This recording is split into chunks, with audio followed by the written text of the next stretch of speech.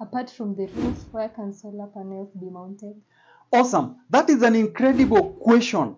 If you have an advantage of an own compound, you have a lot of options. The first one is definitely the car shed. So many people have the car shed, but they have a material on top. So they can use that as the solar panels, and that can definitely work as a car shed as well as a power station. Number two, very important, you can have a dedicated station where you have these solar panels installed in their own mounting rack.